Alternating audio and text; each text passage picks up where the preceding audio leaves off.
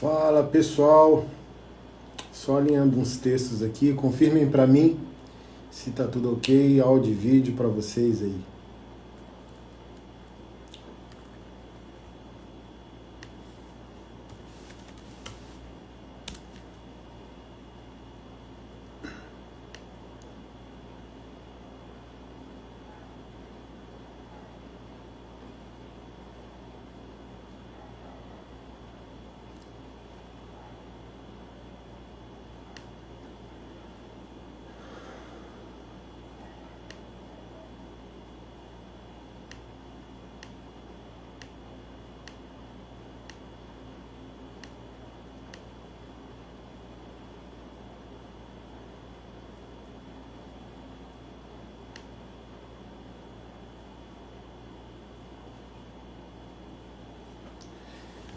Sejam todos bem-vindos.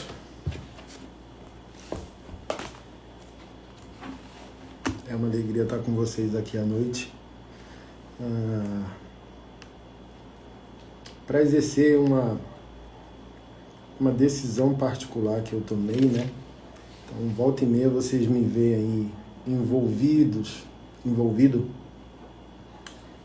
em algumas questões que aparentam ser polêmicas sobre um dos projetos que eu tenho sobre enfrentamento de abuso sexual cometido no ambiente religioso, né?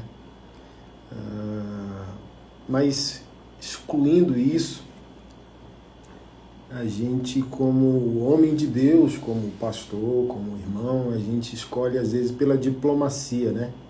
Vê os erros. E não é que você passa pano aos erros, é que você pode dizer, não é da minha conta, não tenho nada a ver, vou ser diplomático aqui. Leonard Ravenhill falou algo muito forte, né? Que o homem de Deus não deveria ser diplomático, e sim um profeta. E qual é a minha decisão? Confrontar nossa hipocrisia de alguma maneira, porque olha só, como evangélicos nós somos unidos contra ideologia de gênero, nós somos unidos sobre casamento homoafetivo, nós somos unidos contra o PT, nós somos unidos por inúmeras coisas que ferem a nossa fé de alguma maneira. Mas quando o assunto nos toca internamente, a gente se levanta como uma turma do não julgueis. Cada um cuida da sua vida. Deus é bom, só Deus é o juiz, e lá. Então, como povo de Deus, quando é pra gente confrontar o erro e o pecado do mundo, a gente é muito eficaz. Mas quando o erro é nosso, a gente não se posiciona. A gente terceiriza, a gente dá uma de João sem braço. E as ordens do apóstolo Paulo a Timóteo, a Tito, por exemplo, são muito fortes, né?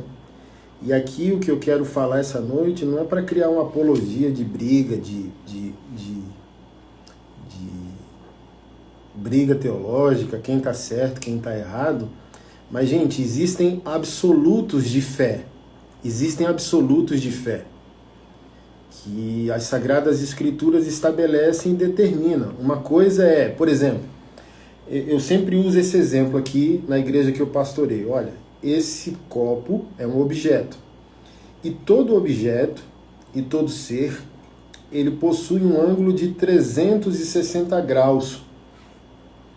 Então, o mesmo objeto pode ser visto de um ponto de vista. Então, nós vamos olhar para esse copo, cada um de nós, e nós iremos ver nesse copo uma coisa que o outro não está vendo. Então, eu uso esse exemplo para dizer o seguinte, olha, Deus, ele não é previsível, ele não pode ser capturado por nós. Nem o nome Deus o define para ele mesmo. Então, quando nós, bíblica e teologicamente, falando que a Bíblia é totalmente a palavra de Deus, a gente não está sendo estúpido de dizer que a Bíblia é a palavra de Deus para ele mesmo. Porque, assim, Deus não caberá numa definição. Nem o nome Deus o define. Então, mas precisamos estar posicionados de que maneira? Gente, a Bíblia é totalmente a palavra de Deus revelada à sua criação, à humanidade.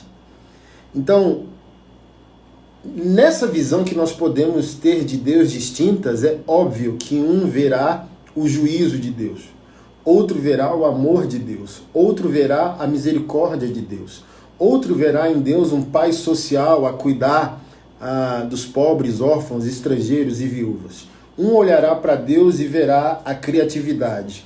Um olhará para Deus e verá a doutrina. E nenhum erro com isso. Deus é mais que aquilo que nós entendemos dele. Mas onde que está o problema que tem se tornado comum no século XXI? Fazemos do nosso ponto de vista o todo de Deus. Quem viu o amor de Deus idolatrou o amor. C.S. Lewis, escritor de Crônicas de Nárnia, já previu esse problema desde a década de 70. Disse ele, quando o amor se tornar um Deus, ele se tornará um demônio. Dito e feito, século XXI é o tempo histórico no qual as pessoas colocaram o amor de Deus acima de todos os seus outros atributos.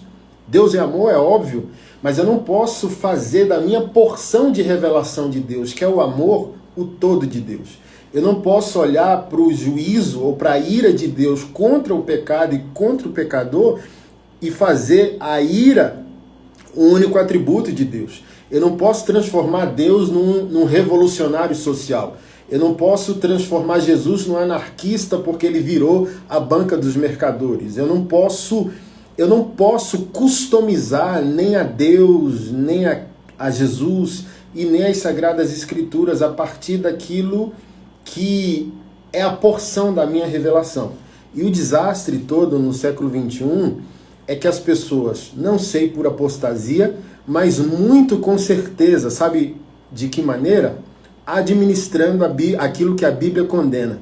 Porque muitos estão relativizando a Bíblia como a palavra de Deus total revelada a nós. Porque se eu reconhecer a Bíblia como totalmente a palavra de Deus, eu não vou poder administrar ocultamente aquilo que a Bíblia condena. Então eu vejo muito isso. Rodei, 2018 para 2019, eu rodei 25 países pregando o Evangelho. Quando você me vê fazendo resistência à liderança evangélica no país, não é porque eu bati a cabeça e acordei maluco não, irmão. A instituição evangélica está falida moralmente e espiritualmente também.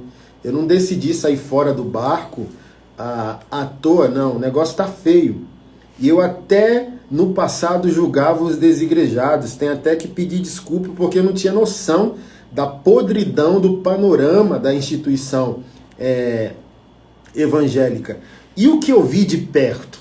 Muitos líderes evangélicos ferindo as Sagradas Escrituras para se sentirem menos culpados. É como se eles criassem uma nova teologia ou forçassem a teologia histórica para que a Bíblia se adeque ao pecado que eles estão praticando.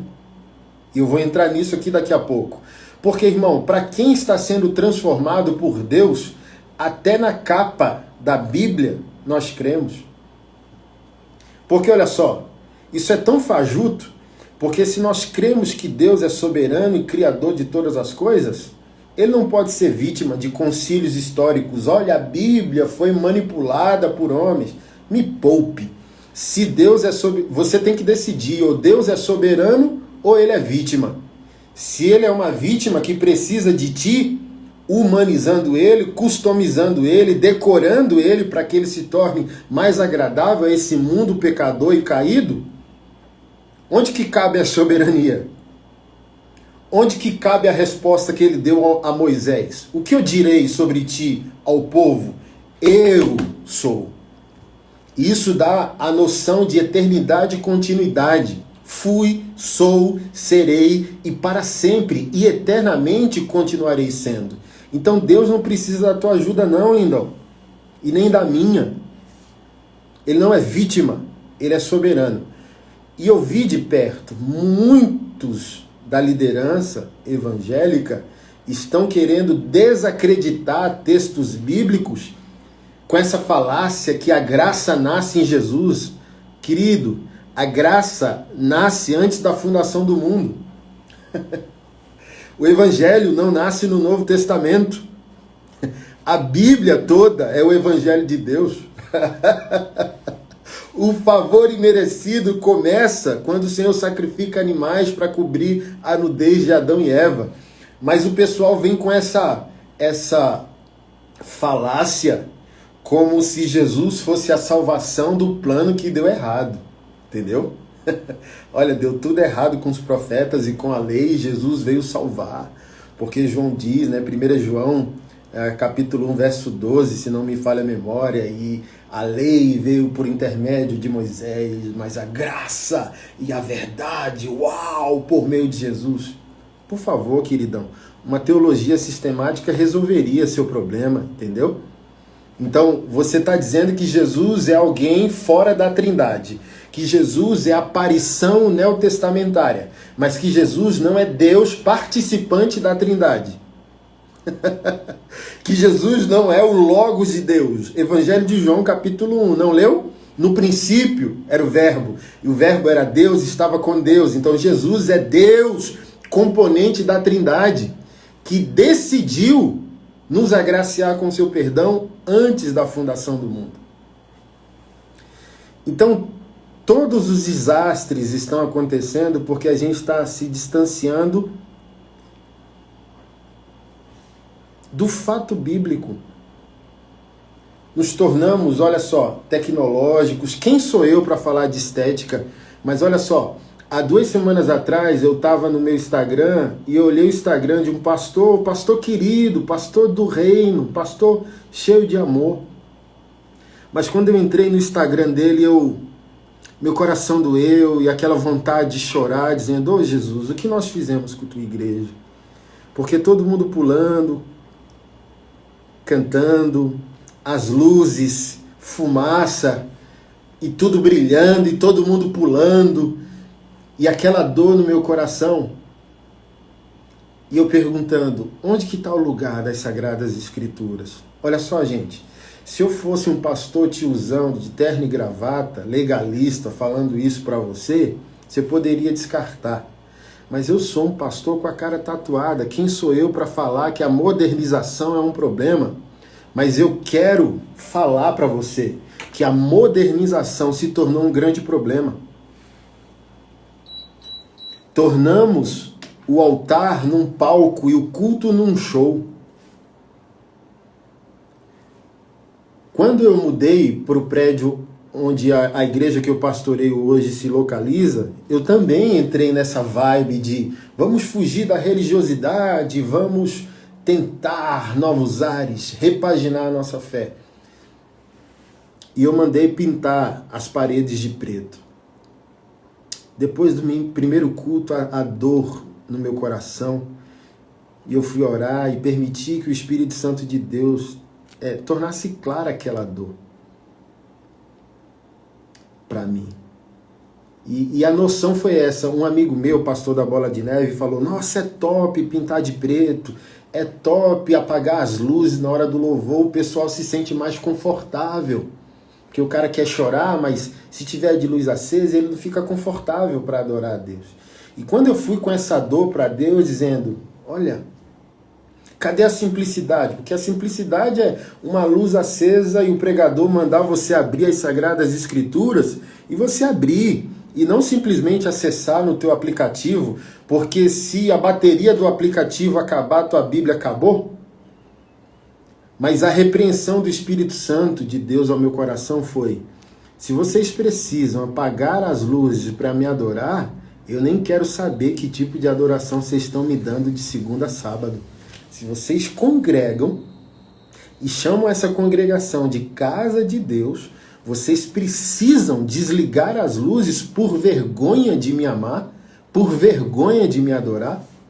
Então olha só, gente, desde que o pastor Jack, pastor amigo meu, postou um vídeo do Carl Lentz que é o pastor, mentor do Justin Bieber, desde que ele se converteu no início, meu coração trancava, sabe por quê? Porque o irmão é bonito, o irmão é forte, o irmão é sarado, mas algo arranhava no meu espírito, no meu coração. Então, a primeira vez que eu vi o pastor com uma camisa gola V, então ele forte, a camisa gola V vinha até o peito dele aqui, ó, e ele bem performático, bem atualizado, moderno, tecnológico, e aquilo de alguma maneira arranhava meu espírito, arranhava meu coração. Cara, não tá assim. Eu não posso ser fariseu de dizer que tá errado. O mundo muda, as coisas atualizam. Mas, pô, cara, o cara expondo o corpo no púlpito. Tá. Água mole em pedra dura, tanto bate até que fura. E tem um mês aí que ele mais ou menos postou que traiu a esposa, se afastou do ministério. O Brian Houston, que é o líder apostólico da Hillsong, fez uma nota, abriu uma sindicância para investigar se foi só o adultério, se existem coisas além disso. O que eu quero dizer com isso, irmão? A gente agregou muito a fé. Isso é muito bom. Olha só, você pode hoje, cara, olha só, tem 627 pessoas me ouvindo. Eu sou pastor em Brasília, da Igreja Vivo por Ti, e nós temos aqui congregando conosco por volta de 600 irmãos. Mas olha só, eu estou aqui, olha, se Paulo tivesse vivo, Paulo não seria um fariseu de dizer que a tecnologia era inimiga da fé. Pelo contrário. Então eu estou falando com a quantidade da membresia da igreja que eu pastoreio, 650 pessoas me ouvindo aqui. Isso aqui é um culto, isso aqui é uma carta moderna. Então eu não quero ser fariseu, eu estou dizendo que ao inserirmos coisas demais na fé e na simples pregação do evangelho, talvez a gente tenha se esquecido de coisas fundamentais. Ou seja, pastores modernos demais subindo ao altar com seus iPhones, iPads, mas onde que está a sua velha Bíblia? Onde que está a paixão que nós tínhamos no início da nossa fé de comprar uma Bíblia de estudo, 1, 2, 3, 4 canetinhas de marca-texto? Qual o prazer hoje que nós temos no texto? Ou nós abrimos só o aplicativo na hora do culto quando o pregador manda? Então, às vezes, a gente atualizou demais, contextualizou demais e fundamentou de menos. E agora a gente está colhendo o preço. Uma geração de pastores sensuais, uma geração de pastores idólatras aos seus números. Eu falei hoje num vídeo mais cedo, isso que o pastor Anderson não falou, isso que o pastor Anderson falou não é errado. É o pastor Anderson. Ele tem 350 mil seguidores no Instagram, e daí? Eu posso ser do diabo. Será que tu não confronta o que eu te falo com aquilo que está escrito? Tu não faz a síntese? Então, é porque é moderno? É porque tem seguidores? É porque é escritor de livro? É porque está na moda? É porque a igreja é preta? É porque tem telão de LED? Eu quero saber se nós somos a geração que vai crivar o que está sendo dito a partir daquilo que está escrito.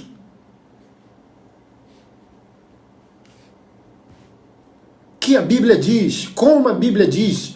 O que a história, os vultos históricos da nossa fé, os grandes reformadores, os pais na fé, os apóstolos do Cordeiro, o que eles dizem? Mas hoje não, hoje é uma coxa de retalho, um remendo infernal, uma customização do escândalo. Chegamos ao ponto de negarmos a teologia bíblica e criarmos a teologia do bem-estar. Não podemos ofender o homem pecador, mas Paulo disse lá aos Coríntios, a cruz é escândalo. Ninguém vai para culto cristão para se sentir bem. Nós vamos para um culto cristão para dizer Deus verdadeiro, todo homem mentiroso. Eu não vou para um culto cristão para me sentir em paz, mas para ter noção da minha responsabilidade moral e existencial com o meu Criador. E é aquilo que ele deixou escrito para mim, que nós chamamos de Sagradas Escrituras, que eu vou fazer o caminho que ele determinou. Então Deus não tem nenhum compromisso com a minha fidelidade. Deus tem um compromisso com a minha obediência. Então, tanto de maluquice. Minha esposa às vezes pega os vídeos e me mostra um pastor num culto, irmão, com a flecha invisível, a flecha da unção. Aí o cara puxa a flecha, solta a flecha e o povo finge que cai no poder. O outro tinha uma marreta de plástico, que era a marreta do Thor, a marreta da unção. Aí bate a marreta na cabeça e o outro cai, e o outro passa o paletó, e vem as loucuras. E para piorar, chegou a minha geração pastoral, que é a geração dos pastores emergentes, os pastores tecnológicos, os pastores da hype, os pastores do iPhone, os pastores da calça leg, calça vácuo com a cara tatuada. E eles podem não cometer os escândalos que os neopentecostais cometem. Mas, se você prestar atenção, a geração atual é a geração mais sensual que já existiu. Porque é a geração da selfie, é a minha e a sua geração. É a geração da exposição, que precisa estar na moda, que precisa estar em evidência. E para estar na moda hoje, você pega o Ed Renekiewicz, ser inteligentinho, tá na moda. Tá na moda dizer que a Bíblia é antiquada. Tá na moda ser inteligentinho na manobra das Sagradas Escrituras. Tá na moda pegar teologia, misturar com psicologia, com psicanálise, com filosofia, com história, falar sobre Freud, falar sobre Jung, falar sobre Nietzsche e botar um pouquinho de Jesus naquela suruba intelectual toda. Tá na moda. Então não é mais sobre um Deus de amor salvando o mundo pecador. É sobre o pregador ser amado pela cultura. Tem alguma coisa errada, irmão. Os nossos irmãos estão morrendo pelo mundo. Tá aí o missionário chileno Vergara, segue ele aí no Instagram para chorar. Todo dia ele posta a morte dos nossos irmãos pelas nações. Então nenhum homem de Deus, o evangelho não existe para pregador ser amado pela cultura. Ou o mundo se converte ou o mundo nos odeia, irmão.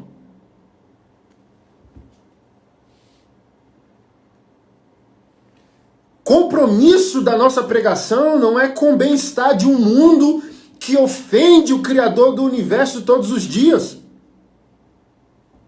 Ou esse mundo em rebelião contra Deus se converte, ou ele odiará o pregador das boas novas. Porque sabe o que é boa nova? Boa nova não é que Jesus foi para a cruz para nos salvar do diabo. Jesus foi para a cruz para nos salvar da Trindade. Porque a gente ama pregar João capítulo 3, verso 16, que Deus amou o mundo de tal maneira. Mas que tal no mesmo capítulo pregar o último versículo do texto, que é o versículo 36, que diz que aquele que permanecer rebelde ao Filho de Deus, sobre ele permanece a ira de Deus. Então sabe o que é boa nova? É que você nasceu destinado ao inferno. Esse é o seu merecimento. Essa é a sua recompensa. Você não merece nada, você merece morrer eternamente. Eu mereço morrer eternamente. É por isso que amamos esse Deus de perdão. É porque o nosso mérito é a morte, e não o bem-estar, e não a felicidade. E a boa nova é que esse débito que temos para com Deus, ele pagou nele mesmo, através da morte do seu Filho Jesus. Então nós estamos livres em Jesus de pagar para a Trindade o que nunca conseguiríamos pagar. Então, qual é a nossa gratidão a Deus? O que é santidade a não ser um desejo profundo do nosso ser de agradecer a Trindade, de agradecer a Deus Pai, a Deus Filho e a Deus Espírito Santo, um débito que, se nós vivêssemos e morrêssemos 1 bilhão de vezes, nós não seríamos capazes de pagar. Então vem uma geração sensual como a minha dizer que a graça é patrocínio para o pecado? Olha a loucura, para eu começar a entrar no assunto.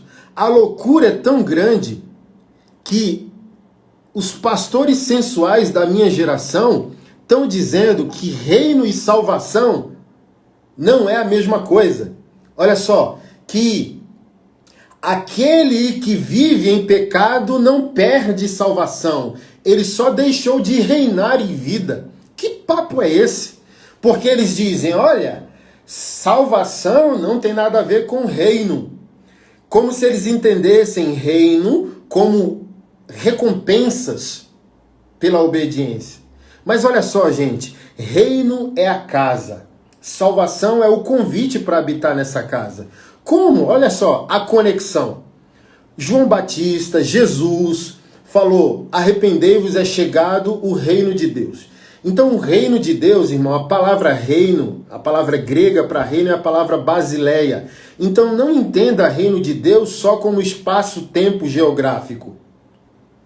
Entenda reino de Deus, um dos sentidos da palavra basileia é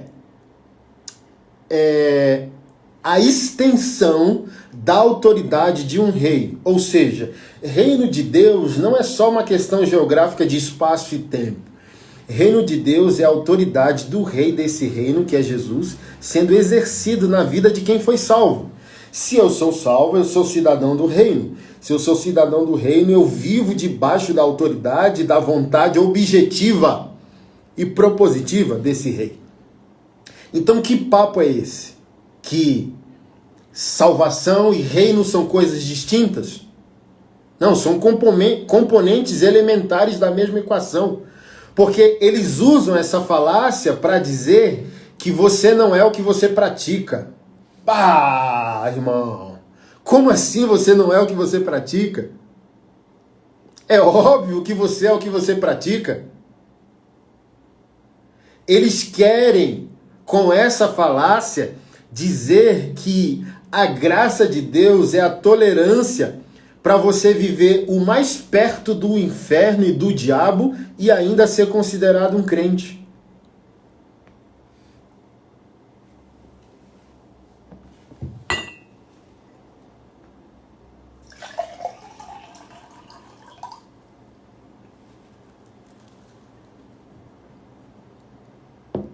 Você é o que você pratica. Se você adultera, você é adúltero. Se você consome pornografia, você é pornográfico. Se você mente, você é mentiroso. Se você mata, você é homicida. Politicamente correto, não pode entrar dentro da teologia. Você é o que você pratica. Não vem com esse papo. Tá? Você não é um neófito que converteu a um dia, a uma semana, a um mês, a 6 meses, nem a um ano. Quanto mais o tempo passa, mais responsabilidade moral com o rei, com o reino, com a trindade, com as sagradas escrituras, com a obra missionária do reino do teu rei, tu estaria comprometido. Se tu tem 10 anos de fé, tu não estava perdendo tempo com a mão no teu pênis, tu estava dando fruto, plantando igreja, criando projetos, fazendo missões.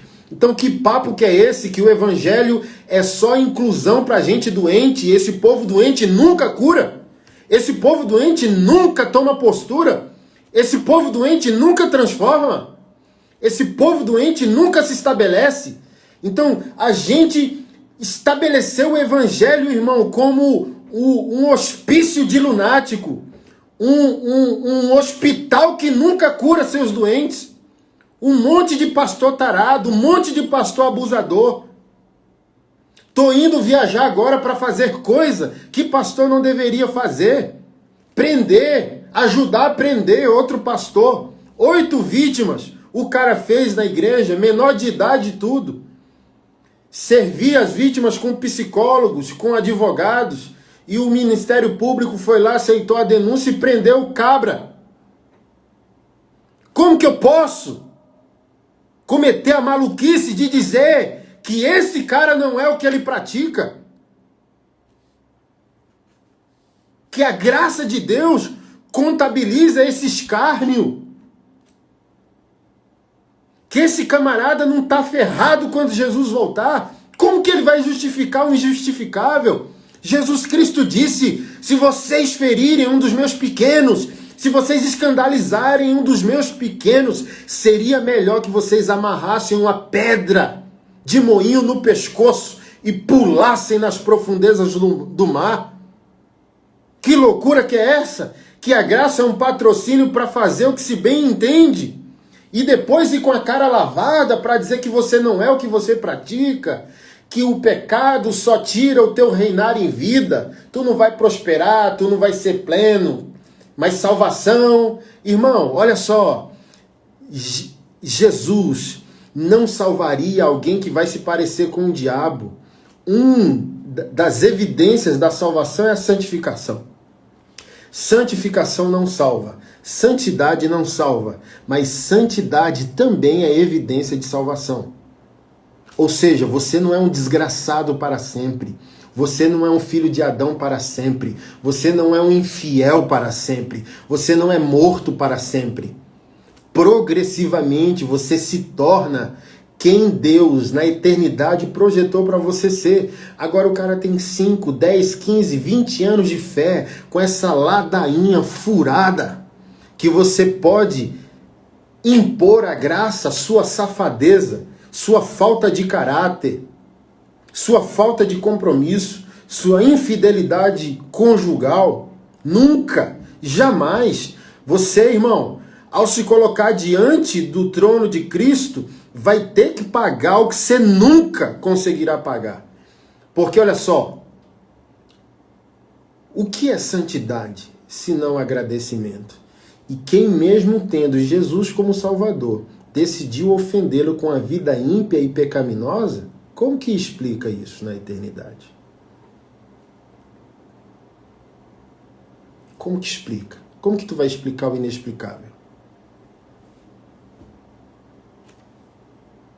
Olha só, eu falo para os irmãos aqui, sempre falo com os homens na maçonaria, isso aqui não é para me exaltar, mas para você sentir o peso da responsabilidade. Eu estou convertido há 21 anos. Há 20 anos eu estou sem consumir pornografia. Sabe por que eu estou há 20 anos sem cometer pornografia? Por medo. E não porque eu sou bom. Por medo. E não porque eu sou mais forte que você. Olha que vontade de chorar, velho. E que medo é esse, pastor Anderson? Os atores pornôs que me davam prazer há 21 anos atrás são potencialmente meus irmãos, cara. Quando isso desceu como um rema no meu coração, meu Deus, eu estou escravizando quem Jesus veio libertar. Meu Deus, a atriz pornô pode ser a minha irmã em Cristo.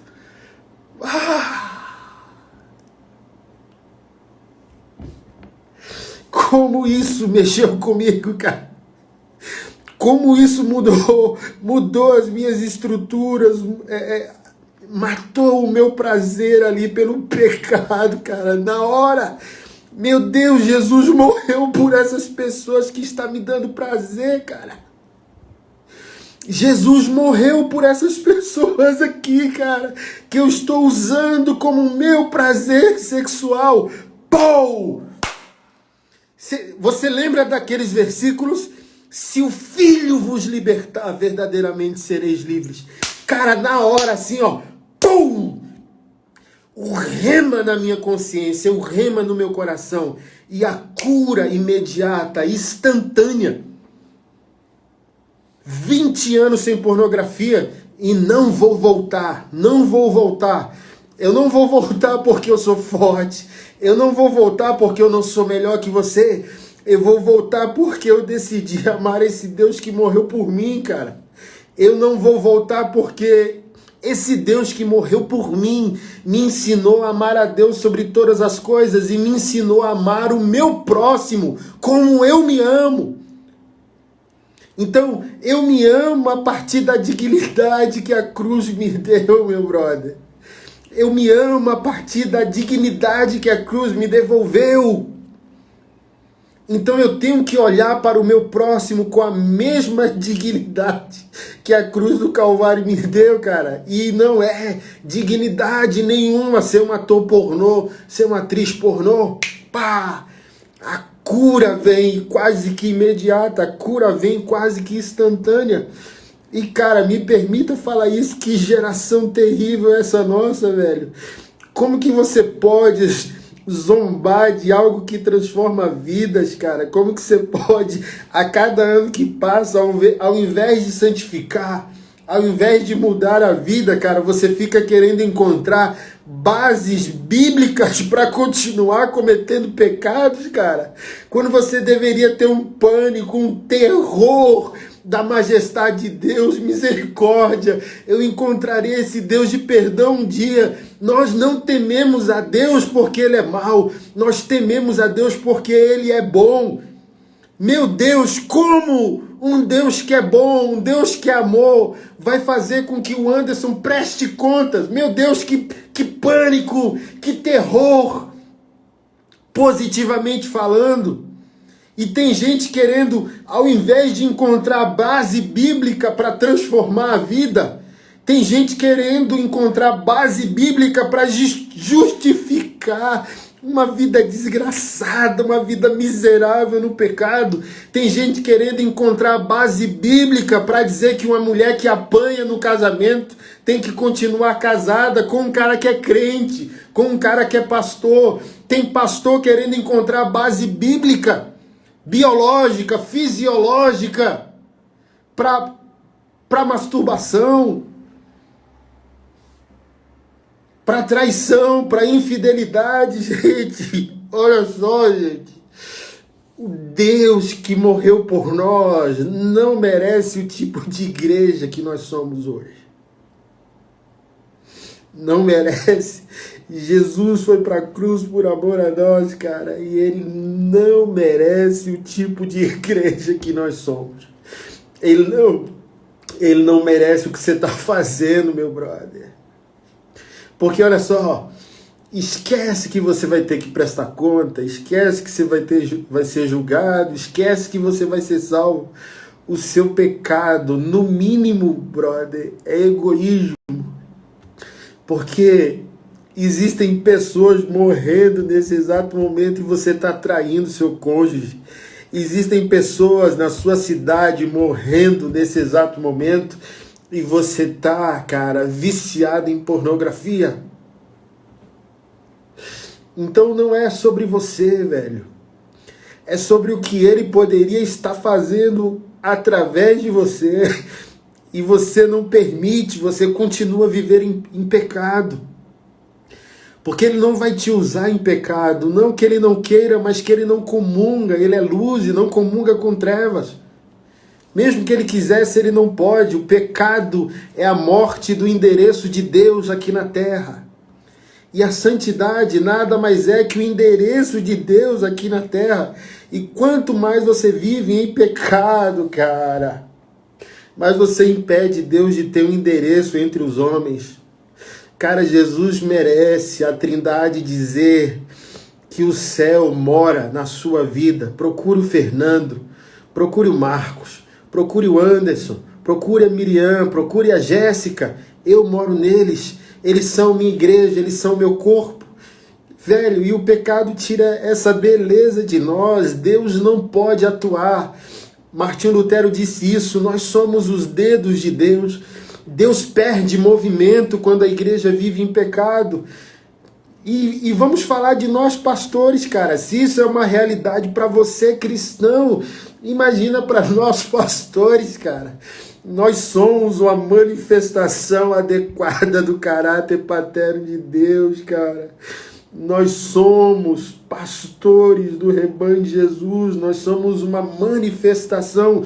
Paulo disse isso, que se cumpra em mim o que resta das aflições de Cristo, para a edificação da sua igreja. Então, um pastor, uma pastora, um líder cristão, ele é uma aparição, uma manifestação adequada do caráter de Deus. E o nosso pecado tira essa beleza do mundo, cara. Então hoje O mundo nos conhece por aquilo que proibimos e não por aquilo que praticamos, cara. O mundo conhece a igreja porque a igreja é contra o casamento gay, e deve ser, mas o mundo deveria conhecer a igreja por meio da beleza, da santidade de Deus em nós. Cara, não se prega mais sobre a beleza da santidade do Senhor. É meta, é palco, é show. Com a próxima conferência, é o David Leonardo, é o Thiago Brunet, é o pastor Anderson que vem. Qual o próximo evento? Quanto que é o evento? É 150, é 100, é 50? E, cara, a gente não fala mais sobre a beleza da santidade do Senhor.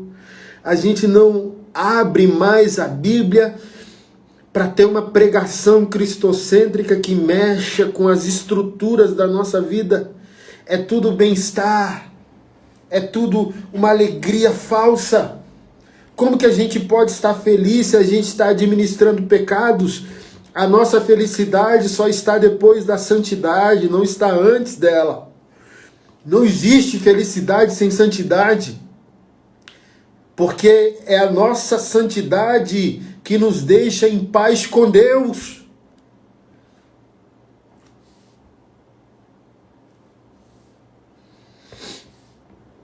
É a nossa santidade que nos dá a alegria da nossa salvação. Como que a gente pode estar feliz porque sentiu um arrepio no culto? A gente deve estar feliz porque os céus estão felizes conosco.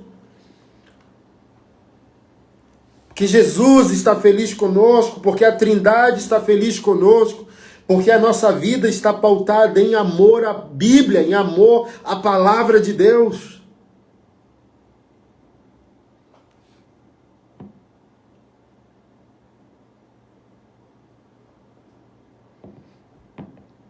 Às vezes eu entro nessa crise, oh meu Deus, será que eu nasci na geração errada? Como me dói, irmão.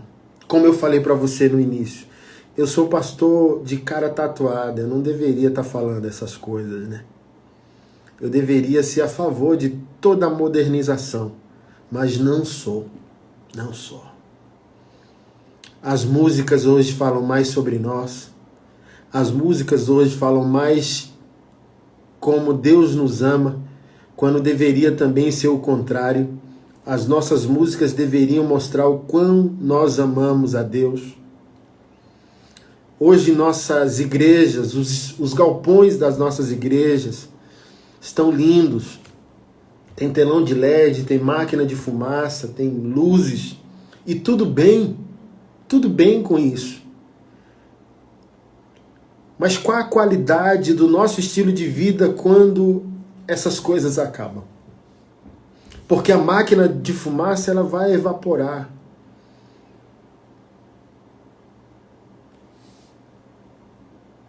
Quando o culto terminar. E o que sobra? O que vai sobrar depois?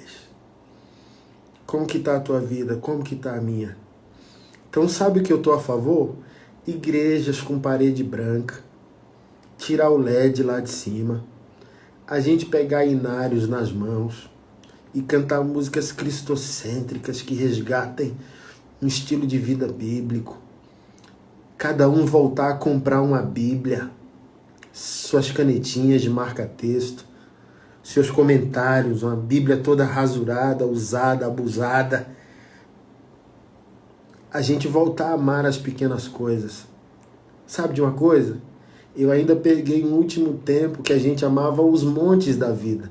Deus fala no monte, fala na tua casa, fala no galpão da igreja, fala com você no carro, fala com você deitado, fala com você em pé.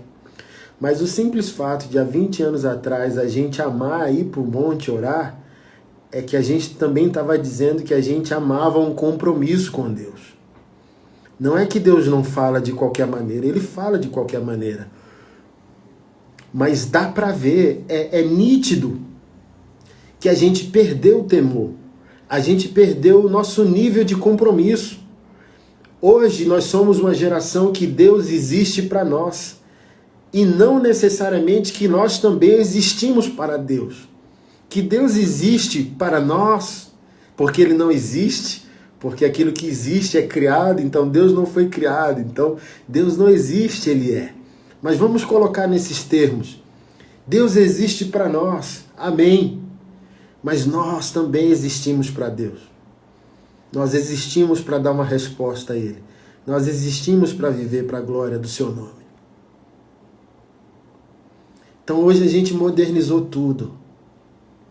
E a gente está validando os homens e as mulheres de Deus pelo tanto de like, pelo tanto de livro que escreveu, ou pelo tanto de seguidores na rede social. O pastor Anderson não pode estar errado. Ele tem 150 mil no Facebook, 80 mil no YouTube. Ele tem aplicativo. Ele lidera 20 projetos sociais. Ele não.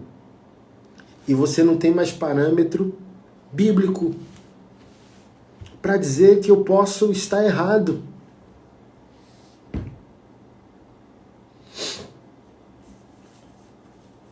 Então, eu decidi não me calar mais teologicamente. Não é que eu não considere os irmãos. Mas olha só, e isso eu quero já deixar claro para você. Eu só tenho um irmão onde a Bíblia possui toda a autoridade. Se para você a Bíblia não é a palavra de Deus, eu já vou adiantando para você. Eu não considero você meu irmão. A gente pode ser amigo, a gente pode ser colega. Irmão não. E eu cansei de ser diplomático. Eu cansei de fazer vistas grossas. Deixe eu cuidar da minha igreja aqui em Brasília, deixa eu cuidar dos meus projetos. Não, eu sou pastor local e sou pastor global. Eu sou pastor da igreja do Senhor. E a igreja do Senhor não é a placa Vivo por Ti que eu pastoreio. A igreja é a igreja nacional do Senhor, a igreja invisível, a igreja universal do Senhor. O Brasil é a minha igreja. Também. A Vivo por Ti, que é a igreja que eu pastoreio, ela não existe na Bíblia. Eu não vou prestar conta dela.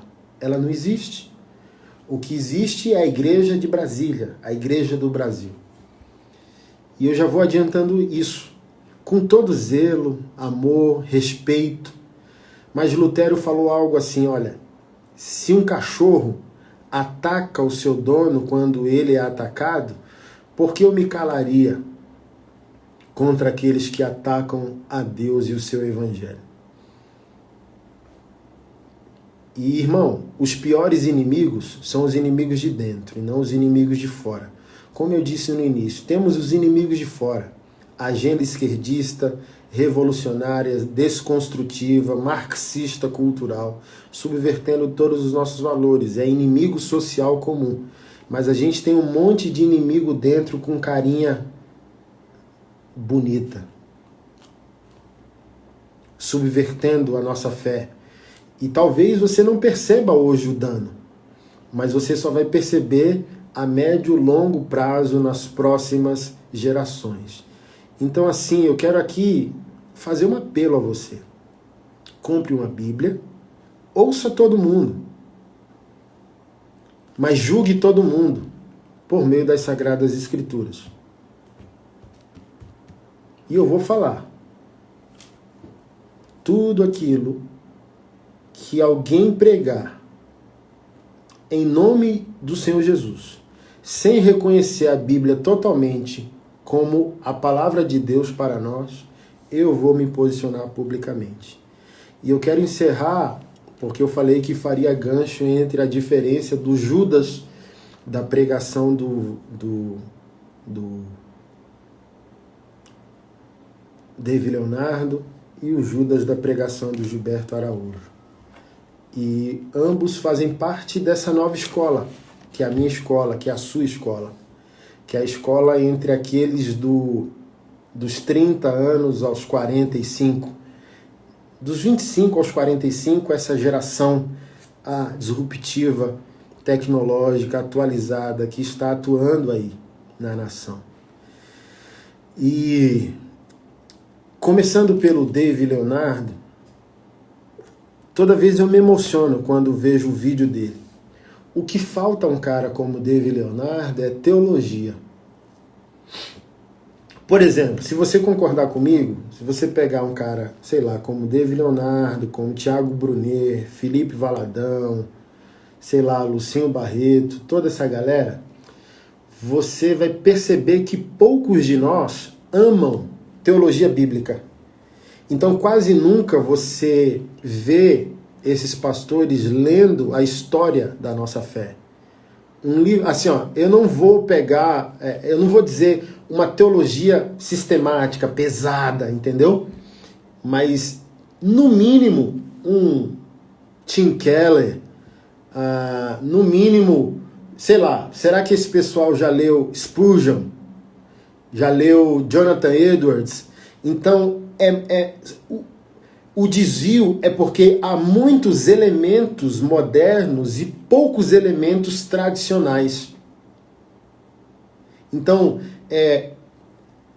misturou tudo, psicologia, coach, um pouco de evangelho, mas falta a profundidade histórica. Porque sem a leitura histórica, é o que eu sempre digo, olha, gente, os melhores pastores são os mortos. Então, para cada pastor vivo que você ouvir, você precisa ouvir 3 pastores mortos. Meu conselho maior para você: a cada pastor vivo, ouça 3 pastores mortos. Então, você vai ouvir o Lucinho Barreto? Amém. Mas ouça 3 mortos. Quanto mais morto tiver, melhor vai ser, porque não vai ter compromisso com o seu ego. Eu, Lucinho, alguém vai dizer, alguém vai evitar te chocar, te escandalizar, te confrontar, porque a gente quer que você compre o nosso produto, o nosso livro, nos siga. O pastor que já morreu, Charles Spurgeon, não está nem aí para você, porque ele está morto há mais de 200 anos. Então ele não tem nenhum compromisso com a sua felicidade. Então você vai ler e ele vai arrebentar você.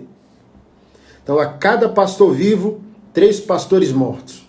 Dever de casa. E a sua Bíblia do lado com as suas canetinhas.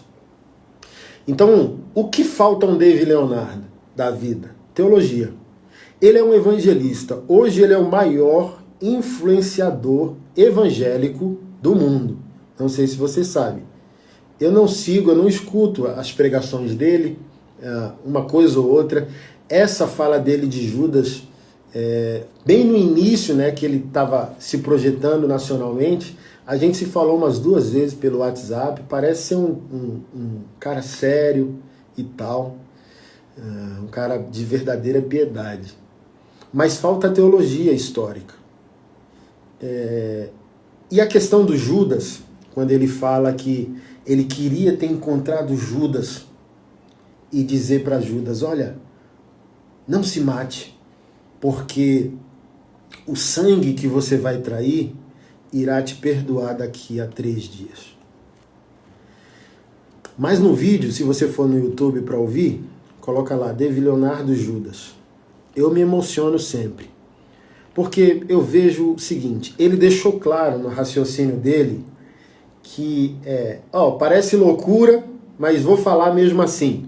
Então é uma fala evangelística, do tipo assim, cara, eu quero encontrar o coração do pecador. Por que ele virou um boom? É porque, brother, David Leonardo conseguiu sintetizar uma pregação de 40, 50 minutos numa fala emocionada de 5, 10, 15 no máximo. Coisa que essa geração ama, ela odeia a exposição total do evangelho. Então o cara consegue, né? Precisamos dar o mérito para ele, sintetizar, né? Uma complexidade numa fala emocional que toca o coração humano. O que é bom é que se as pessoas são salvas, uma hora as pessoas vão pedir alimento mais sólido. Então a emoção não vai ficar alimentando o cara para sempre. Então se o cara for verdadeiramente salvo por meio de uma pregação do David Leonardo, uma hora o cara vai ter que pegar um calibre grosso. Entendeu? cara vai se aprofundar biblicamente. E a gente entra no que Paulo disse, importante é que o evangelho seja pregado. Então, se a gente concorda ou discorda, o cara está dizendo que ele prega em nome do Senhor. Então, na fala dele sobre Judas, ele é hipotética, é romântica, é emocional. Ele não cria uma doutrina. É aqui, olha só, tática de interpretação da fala do pregador. Analise se o pregador está criando uma doutrina com a sua fala. Então, David Leonardo, ele não cria uma doutrina. Ele emociona o seu público através de uma possível interpretação do comportamento e do arrependimento de Judas. Tipo assim, olha, a Bíblia diz que o demônio entrou, que Satanás entrou em Judas. E Judas deixou de estar influenciado pelo mal e tomou noção do mal que tinha praticado. Agora já era tarde. Caiu a ficha e não poderia voltar atrás naquilo que decidiu ser, naquilo que decidiu fazer. Por que essa fala do Dave ela me emociona? Porque eu também interpreto que o Judas da fala dele sou eu e você. Aí ganha um sentido evangelístico o que o cara está dizendo. Não chega a ser uma heresia.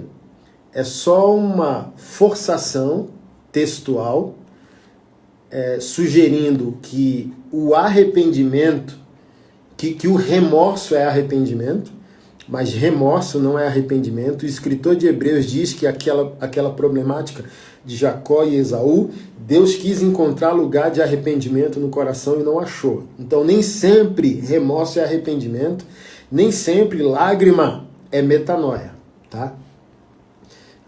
Mas no final das contas, a fala do Dave é bonitinha.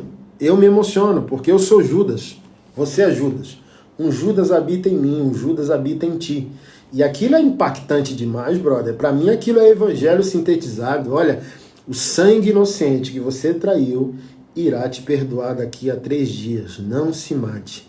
E essa também é boa nova. Esse Deus que diz que você tem um débito com ele, pecado e pecador devem a Deus, pagou esse débito nele mesmo. Então, diante da tua traição, não precisa fazer justiça própria. Não precisa se matar. Ele é perdão. O que você deve a ele, ele pagou nele mesmo, morrendo na cruz do Calvário no teu lugar. O escrito de dívida que constava contra ti, ele cravou nele mesmo, na cruz do Calvário. Não se mate. Há perdão para você. Eu choro. Fui ouvir ontem, no hotel, novamente, essa fala do David, chorei de novo. É simples, mas é forte. E, olha só, por que eu digo que falta teologia a ele? Não tem aquela fala que ele disse que nós somos o centro do coração de Deus, não é isso? Olha só, eu estava lendo A Morte da Razão, de Franz Schaeffer, um grande teólogo e apologeta do século passado. É isso mesmo que o David disse, que nós somos, que o centro do evangelho é Jesus e nós somos o centro do coração de Jesus. É algo assim, né? Deu uma treta teológica, até o Augusto Nicodemos foi lá e falou, não, garoto, não tem nada a ver, isso que você falou, a gente não é centro do coração de Jesus. Se o David tivesse lido A Morte da Razão, ele poderia ter dito o que disse sem dizer como disse.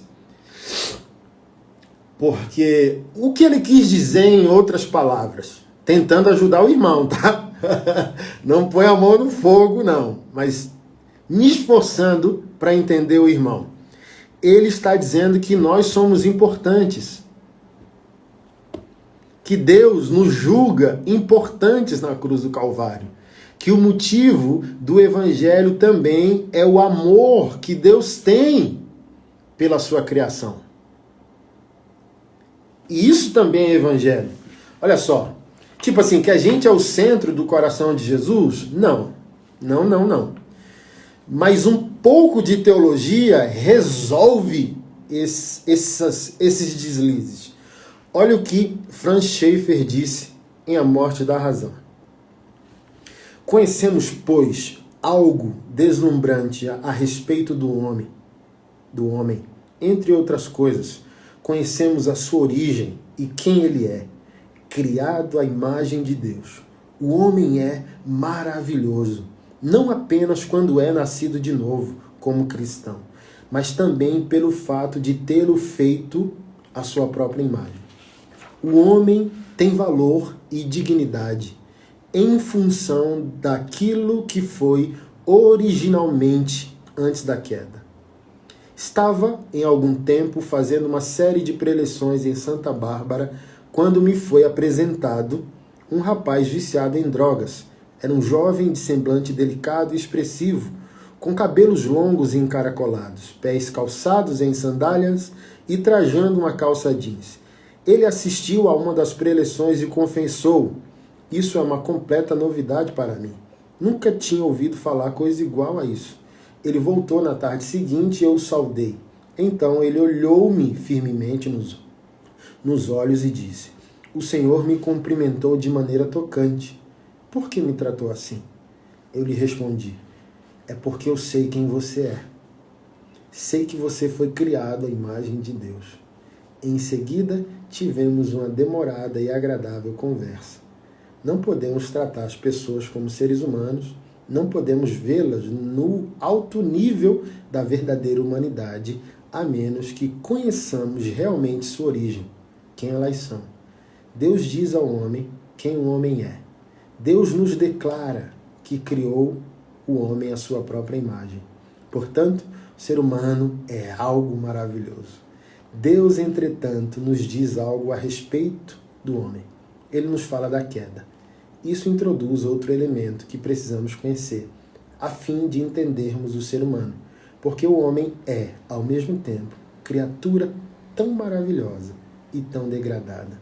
Quem é o homem? Quem sou eu? Porque o homem pode realizar coisas que o tornam único. E, no entanto, porque ele é tão horrível? Por quê? A Bíblia diz que você é maravilhoso, porque você é feito à imagem de Deus e degradado em detrimento, ponto no espaço e no tempo da história. O ser humano caiu. Extraordinário. Em outras palavras, você é o centro do coração de Deus. Só que não. É isso aqui, eu acho, que o irmão estava tentando colocar e lhe faltou um pouco de teologia bíblica, de leitura robusta de vultos da história do cristianismo. Então, o ser humano é alguém maravilhoso. Mas chegar ao ponto de dizer que ele é o centro do coração, não, ele não é o centro do coração de Deus. E para encerrar, uma fala não semelhante ao do Dave, o pastor Gilberto Araújo, aqui de Brasília também, da minha terra, falou umas falas perigosas, vem falando umas falas perigosas nos últimos 3 anos. Ele falou recentemente que nós não podíamos julgar o destino eterno de Caim, nem de Saul, nem de Sansão, nem de Salomão, nem de Judas ou de Ananias e Safira. Eu peguei uma fala dele aqui, de uma postagem que ele fez, que diz o seguinte: o homem, em sua idolatria ministerial, julga-se demasiadamente importante para legislar entre os homens. Portanto, o homem nada mais é que uma criatura que desesperadamente necessitava de amor para continuar existindo, se movendo e progredindo. Porém, de alguma forma incompreensível, os mesmos anjos que se consubstancializaram de pureza desejaram para si a substância da glória, que entoaram e embriagaram-se com seus dons, acreditando nos aplausos que naturalmente seus talentos atraem, esquecendo-se com facilidade que a maior glória que a criação recebeu de herança foi a titularidade de filho, mesmo possuindo natureza corruptível. Recebemos amorosamente o DNA da imagem e semelhança.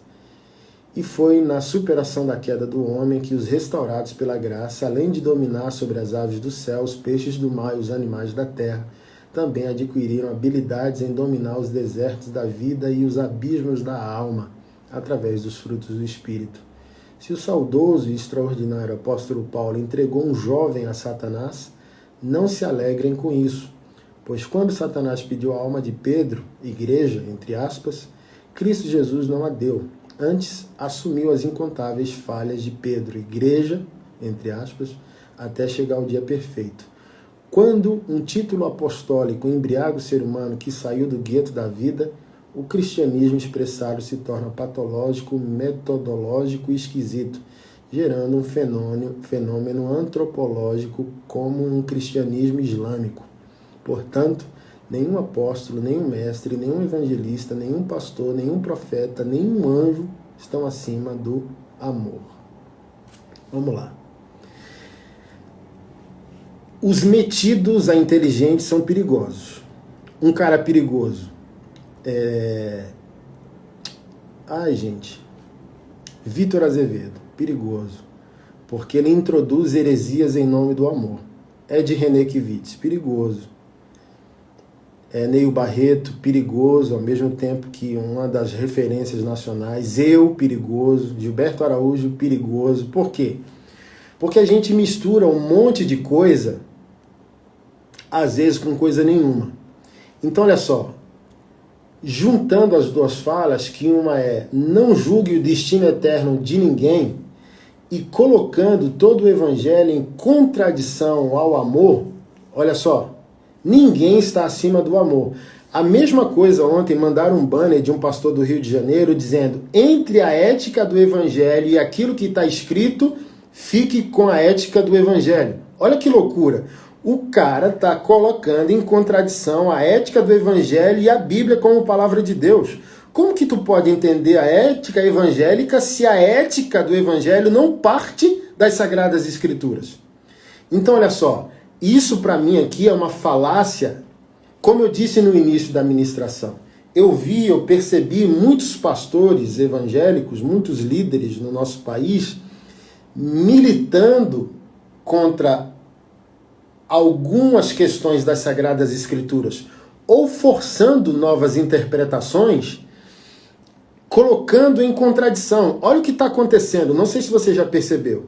Os pastores modernos colocando em contradição Novo Testamento e Antigo Testamento, colocando em contradição Moisés e Jesus, colocando em contradição o templo e a eternidade, colocando em contradição a Bíblia e a teologia. Então, é o dividir para conquistar. Então, olha só, quando eu vejo, irmão, amor demais, eu desconfio que existe amor nenhum. Porque onde tudo é tolerado, eu desconfio que há amor. Porque, olha só, esse mesmo Jesus que o pessoal está vendendo como um Deus amoroso, por exemplo, é o Deus que criou o inferno. Não sei se você já entendeu isso biblicamente, mas o inferno não é criação do diabo, o diabo não é atormentador do inferno. O inferno é obra de Jesus, o atormentador do inferno é o Cordeiro. Lá em Apocalipse fala que a ira do Cordeiro será derramada. Então, o diabo é criatura como eu e você, não manda em nada e nem ninguém. O diabo não vai atormentar ninguém na eternidade, pode ficar tranquilo. Quem vai atormentar você é Jesus. Jesus vai ser o atormentador dos anjos que viraram demônios e dos filhos da desobediência. Simples assim. Então, olha só, gente. Por favor. Eu vi de perto o pastor Gilberto Araújo pregar que Judas foi perdoado por causa do remorso das 30 moedas.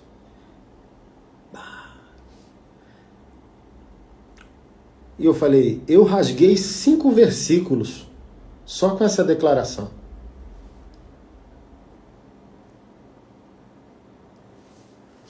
Porque, irmão, nenhuma verdade ou nenhuma revelação ela pode ser estabelecida em contradição a algo que já foi dito. Deus se revela? Sim. Deus continua se revelando. Mas essa revelação não contradiz o fundamento.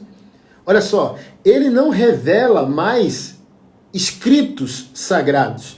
Aquilo que Jesus vai revelar a você não é para estabelecer novas doutrinas, é para estabelecer novas práticas. Ok. Então, ele vai dar uma revelação pessoal a você daquilo que está escrito. Ok? Mas ele não vai revelar algo novo. Porque a revelação de algo novo que estão dizendo por aí está em contradição com aquilo que já foi dito, com aquilo que já foi estabelecido. Então, gente, olha só, não sabemos a fala foi: as Sagradas Escrituras não narram sobre o destino eterno de Caim, Saul, Sansão, Salomão, Judas, Ananias e Safira. E aqui eu não quero discutir sobre a narração do destino eterno de ninguém. A pergunta é de onde o pessoal está tirando a loucura que não faz com que a igreja seja edificada. Porque olha só, para mim o cara está administrando mais um BO e quer falar em nome do amor para que ninguém se levante para cobrar moralidade, mudança, transformação. Para mim isso aqui é falacioso. E esse aqui é o DNA dessa geração corrupta que quer viver como filho do diabo, abraçado com o diabo, na beira do inferno e voltar no culto domingo e ainda se reconhecer cristão. Para mim essa é a geração. E tá cheio de pastor anestesiador de povo que está caminhando para o inferno a larga escala. Essa é a questão. Porque olha só, irmão, se as escrituras não forem claras sobre a narração de destino eterno, e aqui não é conjectura de absolutamente nada, porque saber quem foi para o céu e para o inferno não muda a edificação da igreja do Senhor. Pelo contrário, a pregação é totalizante. Deus é amor, mas também é santo. Deus é santo e vai julgar o mundo. Então, para que eu quero saber para onde foi Ananias e Safira? Eu estou nem aí, não quero julgar para onde eles foram. Mas eu quero saber por que as pessoas estão falando que eu não deveria ter certeza do estilo de vida que nós levamos, quer em pecado, quer em santidade. Porque uma fala dessa, ela pode não ser herética a primeiro momento, mas ela tenta minar fronteiras absolutas de fé, para que na hora da gente, como Paulo, entregar a Satanás, na hora de Paulo falar como falou aos Coríntios, olha, se é beberrão, se é corrupto, nem comais com ele. João, o apóstolo do amor, em sua carta, dizendo, se eles não trazem em si a doutrina de Cristo, não saúdem eles, não dê a paz ao Senhor, nem receba eles na sua casa. Então, o evangelho é totalizante. Jesus é cordeiro e leão. Então, eu não posso dizer que Jesus é só leão, mas também não posso dizer que Jesus é só cordeiro. Jesus é cordeiro e leão. É totalizante. É amor e confronto.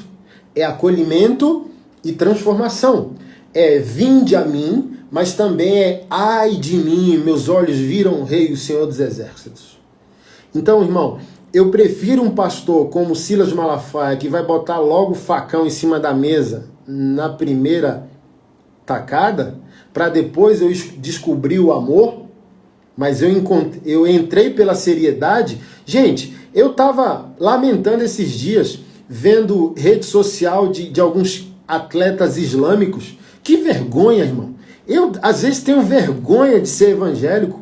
Um monte de cara frouxo, um monte de cara traidor, adúltero, vagabundo, usando a Bíblia, o evangelho, a boa fé das pessoas para tomar vantagem sexual, para manipular pessoas. E os islâmicos, irmão, com temor de Alá, aquela reverência, eu falei, meu Deus, quando que eu vou ver na tua igreja homens de verdade, homens santos, homens sérios?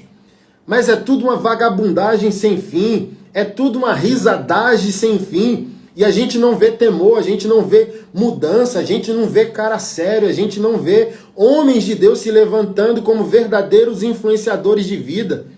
É só como a carne é fraca, e nunca você vê um cara fazendo a diferença. Então parece que a igreja virou um reduto de vagabundo, quando a igreja deveria ser um reduto de avivalistas e morais também. Não é só avivalista do arrepio, do rodopio, do cair no poder. Pastor, tu crê em cair no poder? Creio, mas também creio no levantar no poder, para um novo estilo de vida. Então, irmão, quando amor para lá, amor para cá, graça para lá, graça para lá, eu desconfio é que não há graça nenhuma. Pelo contrário, há desgraça. Eu creio é que não há amor nenhum, porque onde se tolera tudo, tem tudo menos amor.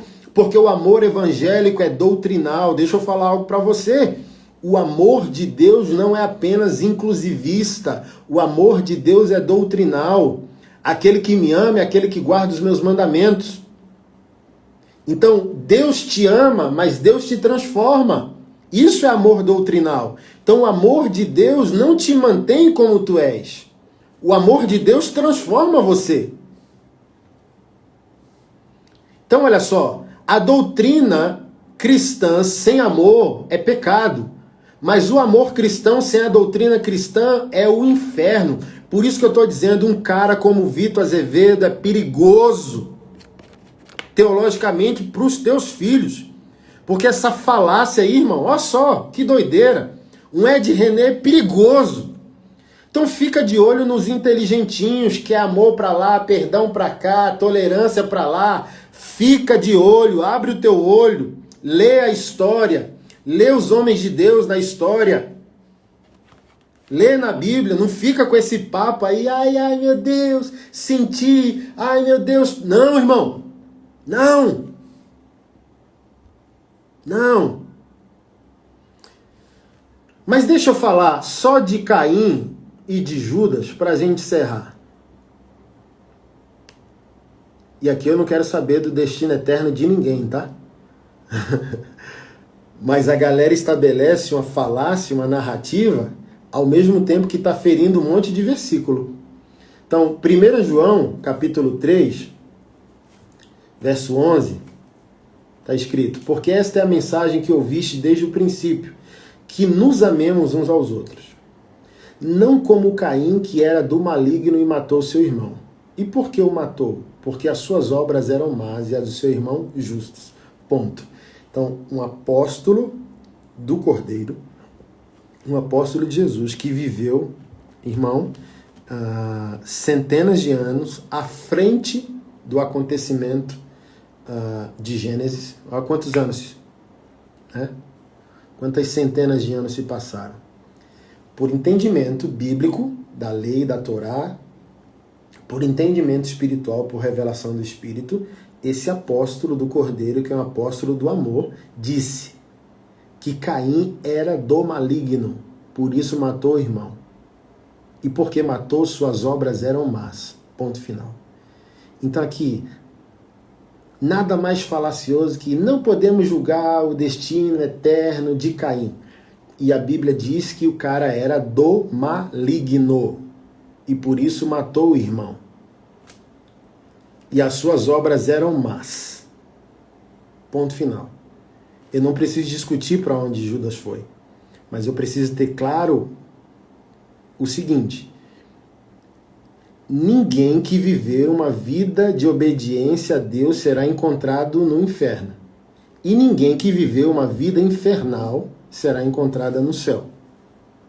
A não ser que o Senhor, em sua soberania, faça isso aos 49 do segundo tempo. Aqui não devemos discutir quem foi e quem deixou de ser.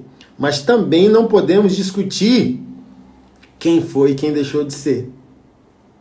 Quem foi ou quem deixou de ir. Porque olha só, ninguém quer afirmar quem foi. Mas também você não pode afirmar quem não foi para justificar a safadeza que você está vivendo. Olha, ninguém sabe para onde Caim foi, não julgueis. Para de safadeza. Ao mesmo tempo que eu não posso julgar quem foi para a eternidade com Deus, você não pode julgar quem não foi. Então, por que não prega para todo mundo parar de safadeza e santificar? Por que não prega para todo mundo viver o Evangelho? Por que fica recortando? Porque tem a turma do não julgueis e tem a turma do julgueis. Tem a turma que enche o inferno de gente. Mas tem a turma que quer encher o céu de gente que não nasceu de novo, macho. Eu posso não julgar você, mas posso julgar as suas obras. Se as suas obras são do maligno, eu posso afirmar que você é do maligno. Eu não posso julgar sua eternidade, mas eu posso julgar seu estilo de vida. Simples assim, ok? Agora, irmão, forçar a barra que Judas foi salvo pelas 30 moedas é de lascar, irmão. É de lascar. É brincadeira não, irmão. Assim, ó, se forçar a Bíblia para dizer que Judas foi perdoado e está no céu, é uma sacanagem sem precedente. É brincadeira. Eu vou começar com as palavras de Jesus. Em Mateus capítulo 26.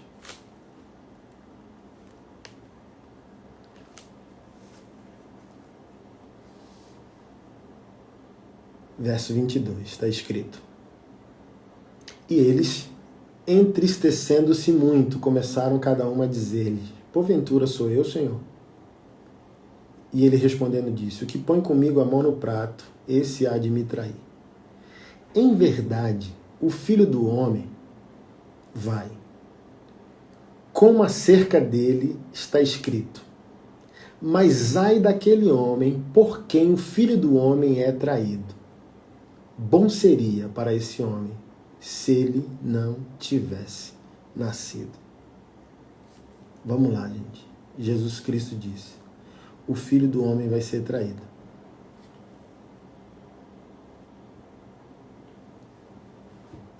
Mas seria melhor que o seu traidor não tivesse nascido. Jesus disse. Me lembrei de uma outra fala de Jesus na oração sacerdotal de Evangelho de João, capítulo 17.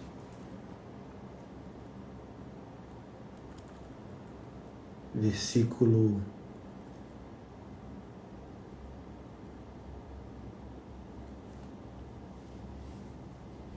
7. Agora já tem... verso 6. Manifestei o teu nome aos homens do mundo que me deste. Eram teus e tu nos deste, e guardaram a tua palavra. Agora já tem conhecido que tudo quanto me deste provém de ti, porque lhe deis as palavras que tu me deste, e eles a receberam. E têm verdadeiramente conhecido que saí de ti, e creram que tu me enviaste. Eu rogo por eles, não pelo mundo, mas por aqueles que me deste, porque são teus. Todas as minhas coisas são tuas, e as tuas coisas são minhas, e neles sou glorificado. Eu já não estou mais no mundo, mas eles estão no mundo. Eu vou para ti, Pai Santo. Guarda em teu nome aqueles que me deste, para que sejam um, assim como nós somos um.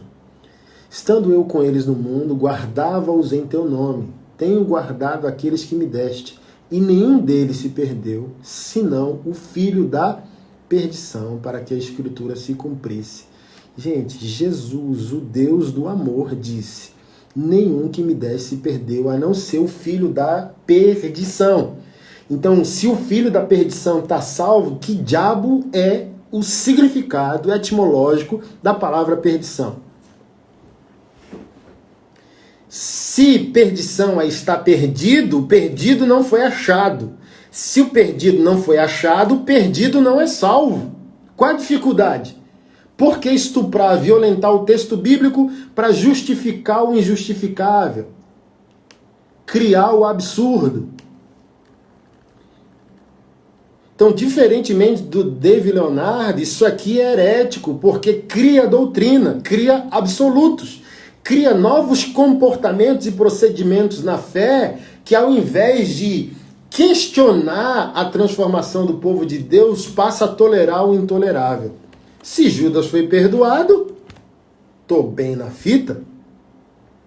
A surra que eu dei na minha esposa não é tão grave. Minhas 4 amantes não é tão grave assim. Se Judas, o traidor do Cordeiro de Deus, tá salvo? Aleluia!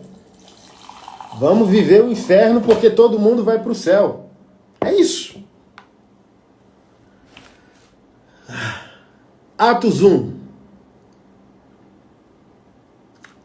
Verso 16. Homens irmãos, convia que se cumprisse a escritura que o Espírito Santo predisse pela boca de Davi acerca de Judas, que foi o guia daqueles que prenderam a Jesus.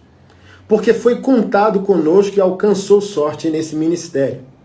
Ora, este adquiriu um campo com o galardão da iniquidade, precipitando-se, arrebentou pelo meio, e todas as suas entranhas se derramaram. E foi notório a todos os que habitam em Jerusalém, de maneira que na sua própria língua esse campo se chama Acéldama, isto é, campo de sangue. Porque no livro de Salmos está escrito: fique deserta a sua habitação, e não haja quem nela habite, e tome outro o seu lugar.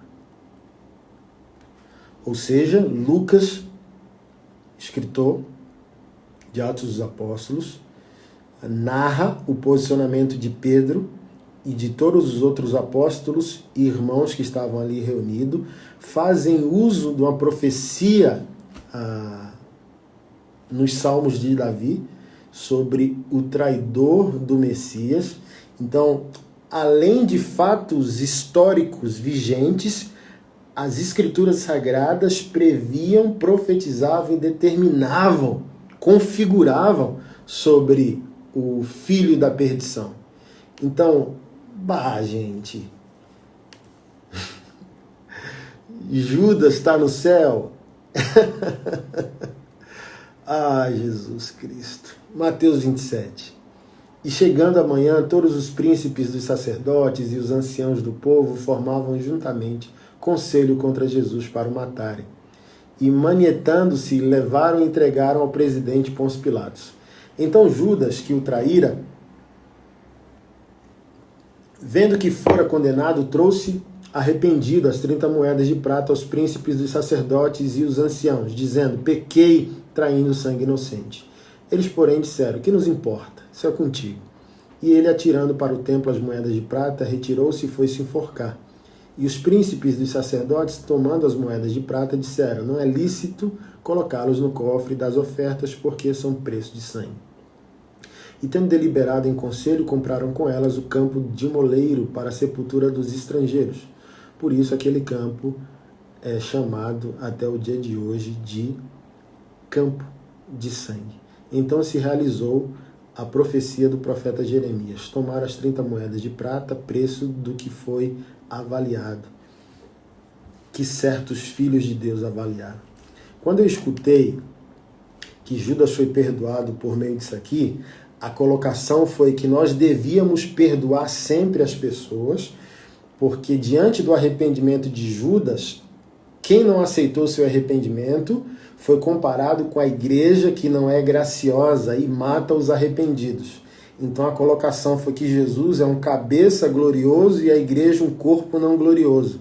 E a igreja deveria ser como um cabeça, disposto sempre a perdoar. Sendo que Jesus, em João 17, disse que ele era o filho da perdição. Em Mateus capítulo 26, disse que seria melhor ele não tivesse nascido. Então, olha só. Não existe perdão para um pecado que nem Deus em sua trindade perdoou, gente. Qual a dificuldade de unir os textos bíblicos e chegar à conclusão? Por que eu tenho que forçar o texto dizendo que essa lágrima de arrependimento vai violentar mais de 5 textos bíblicos e falas determinantes do próprio Senhor Jesus? Dizendo que Judas é o filho da perdição. Ele tem o seu destino eterno, profetizado pelos profetas e pelos salmistas.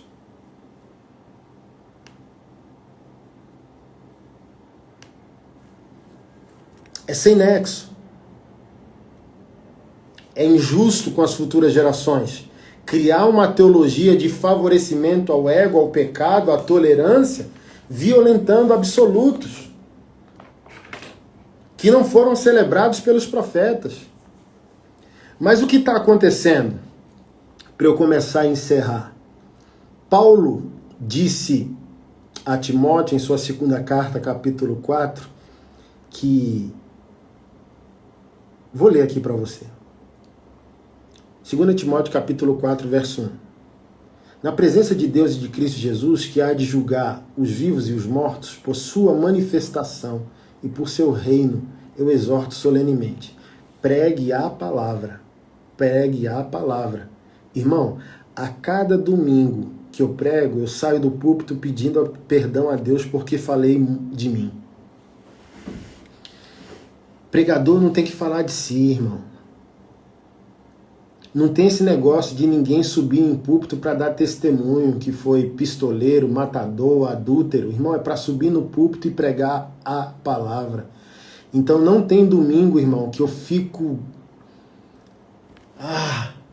ruim comigo mesmo, dizendo, meu Deus, falei de mim, falei do meu casamento, falei da minha vida, misturei a pregação da cruz com Anderson. Irmão, não é para eu subir num púlpito para falar como foi minha semana, para falar se briguei com a minha esposa, para falar nada de mim, se ganhei dinheiro, se perdi dinheiro. É para subir no púlpito e pegar a palavra. Pregue a palavra.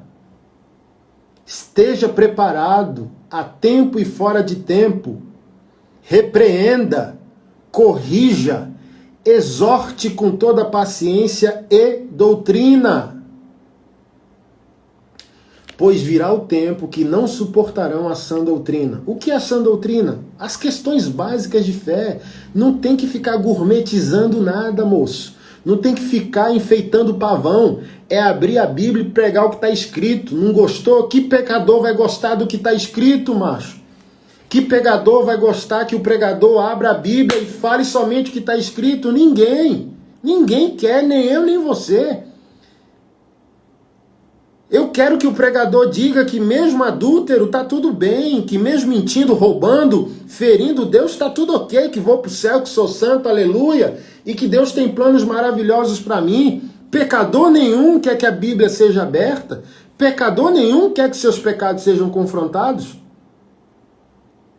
Sã doutrina é feijão com arroz. O que a gente está fazendo? Gourmetizando. Feitando pavão. Pelo contrário, sentindo coceira nos ouvidos.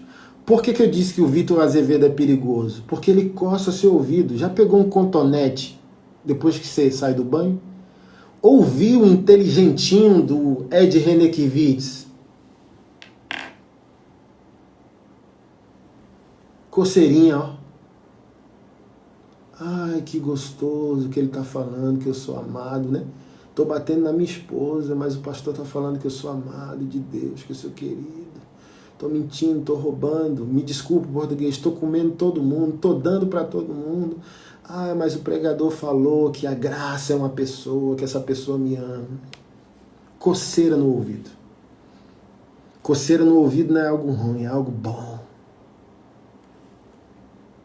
Sentindo coceira nos ouvidos. Segundo seus próprios desejos, está aqui. O que é isso? Eu quero que o pregador coce meu ouvido de acordo com o meu desejo. O que é o meu desejo? Eu quero ser adúltero e continuar sendo crente. Eu quero, de vez em quando, ferir Deus, ofender o seu evangelho e sua santidade e continuar sendo considerado crente. Segundo seus próprios desejos, juntarão mestres para si. Ou seja, eu vou selecionar. Augusto Nicodemos, misericórdia. Hernan Dias Lopes, está doido. Pastor Anderson, não, santão demais. É o Robocop de Jesus, é o perfeitão. Quero não. Eu quero amor, eu quero graça, bem-estar, eu quero coach, eu quero desenvolver meu desempenho, eu quero o pastor que diz que meu pecado é erro. Que foi só um erro de percurso. É isso. Eles, verso 4, se recusarão a dar ouvidos à verdade, voltarão para os mitos. Você, porém, seja sóbrio em tudo, suporte os sofrimentos, faça a obra de um evangelista, cumpra plenamente o seu ministério.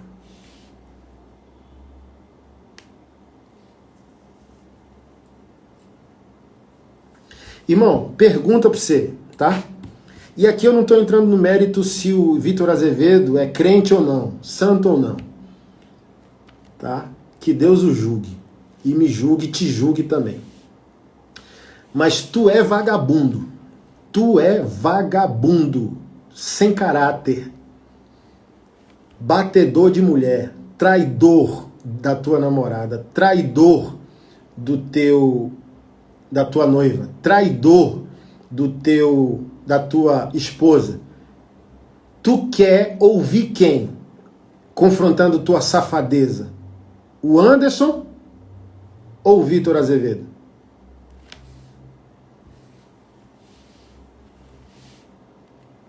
Hã?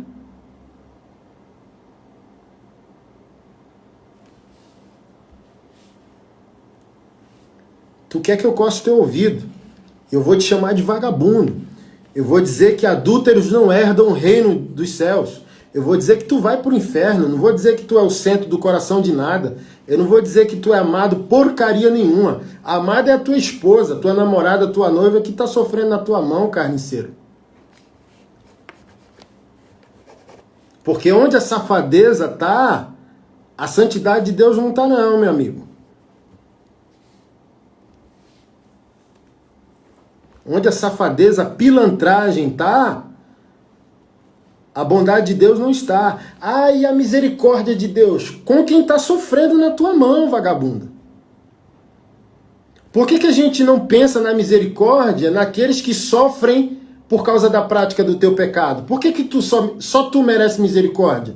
E as vítimas do teu pecado não merecem misericórdia?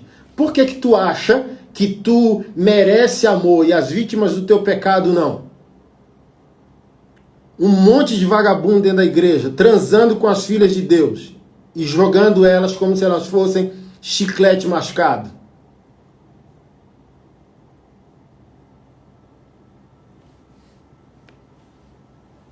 Hã? O amor. Amor também, por aqueles que tu tá fazendo mal. E como um cristão não deveria, porque um cristão é um presente público. Um cristão, irmão, ele deve temer, sendo um patrimônio público. Um cristão existe para fazer o bem, não para fazer o mal. Aí esse cristão que está fazendo mal quer ser alvo da misericórdia, e as pessoas que ele fez mal, como que fica?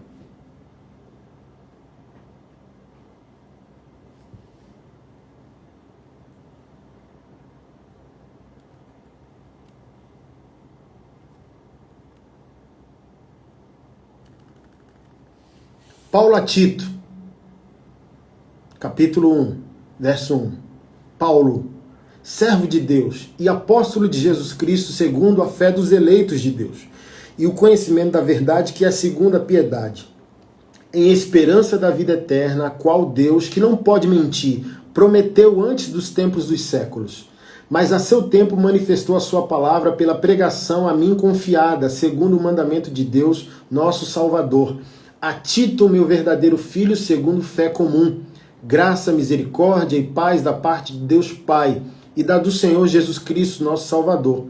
Por essa causa te deixei em Creta, para que pusesse em ordem as coisas que ainda restam, e de cidade em cidade estabelecesses presbíteros, como já te mandei. Aquele que foi irrepreensível, marido de uma mulher, que tenha filhos fiéis, que não possam ser acusados de dissolução nem desobedientes, porque convém que o bispo seja irrepreensível,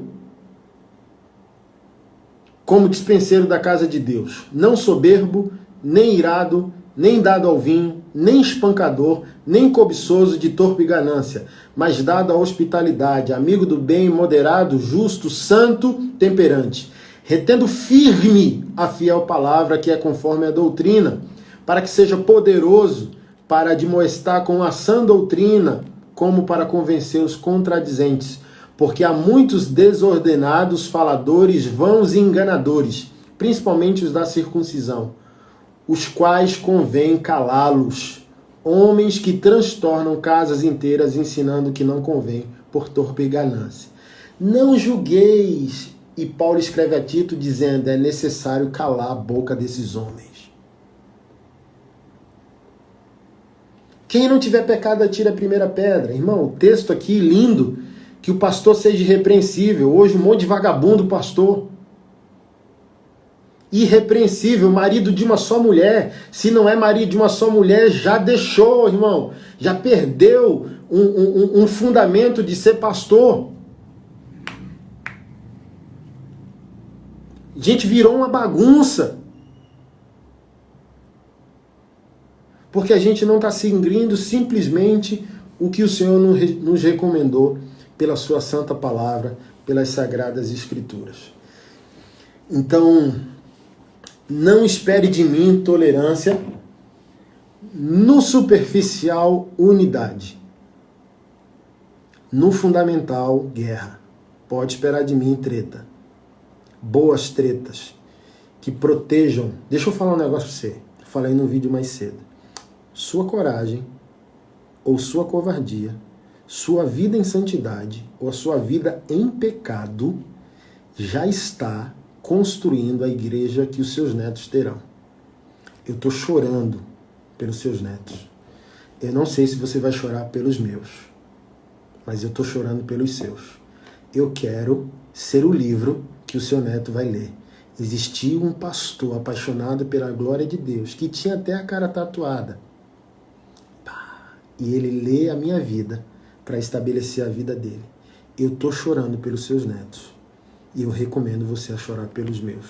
Faça guerra contra você, contra o seu pecado, contra o seu ego e contra as nossas mentiras estruturais. Não tenha medo de se posicionar pela verdade. Minha igreja não está vivendo. Irmão, procure uma igreja perto da Bíblia e não perto da tua casa, nem perto da tua conveniência. Ah, mas ela não tem departamento infantil. Boa oportunidade você ajudar essa igreja a ter. Não busque uma igreja perto da tua casa, não busque uma igreja perto da tua conveniência. Busque uma igreja perto da Bíblia, que crê que a Bíblia é totalmente a palavra de Deus. Não vá para uma igreja pelo palco, pelo LED, pela calça moderna do pastor, pelas tatuagens, por nada. Vá para uma igreja onde a Bíblia é amada. Vá para uma igreja onde Deus é exaltado do início ao fim do culto. Irmão, já teve momentos aqui na minha igreja local que o louvor inteiro, imagina 60 pessoas numa equipe de louvor e todo mundo com safadeza moral. Irmão, eu desci todo mundo. Eu falei, eu vou envergonhar vocês. Não tem louvor nessa igreja aos domingos. Ficamos 2 meses sem louvor. Só subia, lia um salmo e olhe lá, ou chamava um tocador de violão convidado. Mas desceu todo mundo. Eu não sou pastor de gente safada, irmão.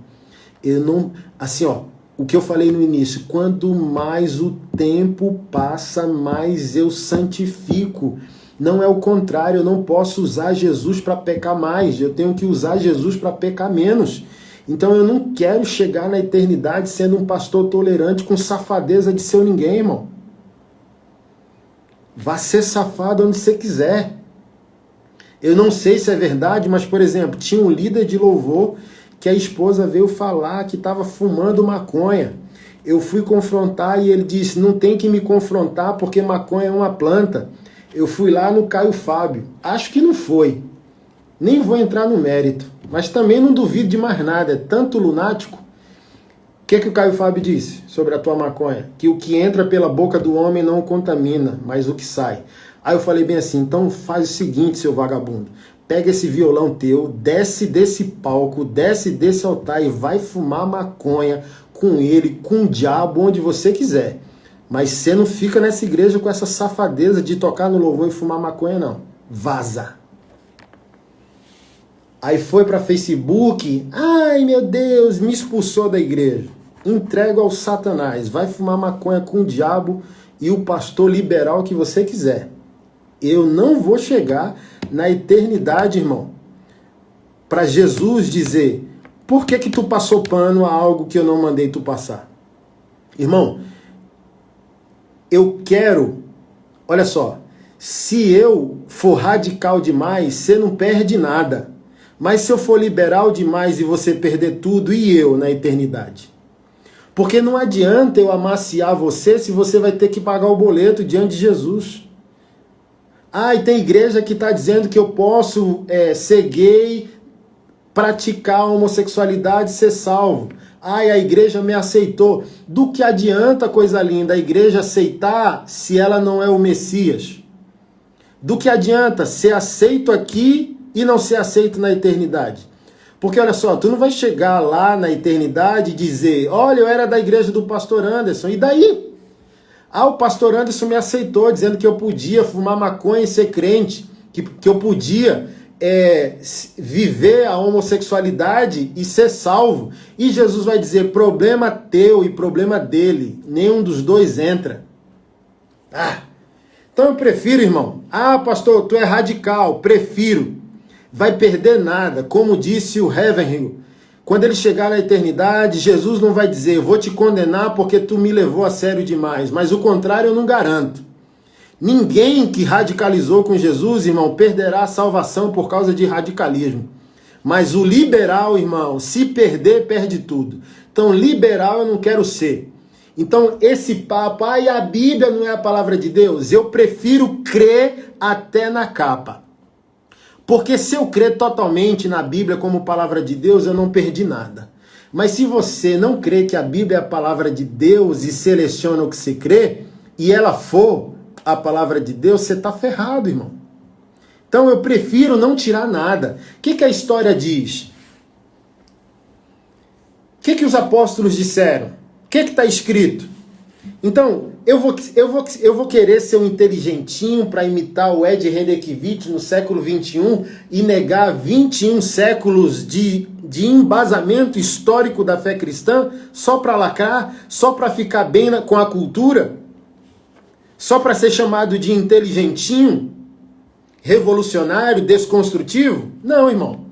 Então, se eu tiver errado e a Bíblia não for totalmente a palavra de Deus, e eu considerei que ela é totalmente a palavra de Deus, eu nada perdi. Agora, se eu afirmar que a Bíblia não é a palavra de Deus e ela for, você perdeu tudo no final.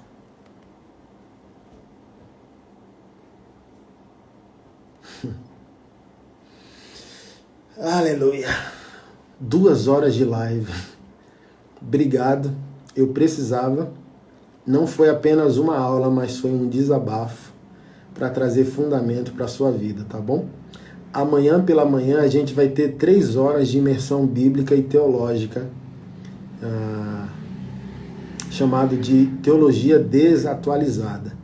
Então, se quiser aleluiar mais do que aleluiou hoje, esteja com a gente amanhã, de 9 da manhã a meio-dia. Eu vou deixar o link aqui para você. Cadê o link, Jesus?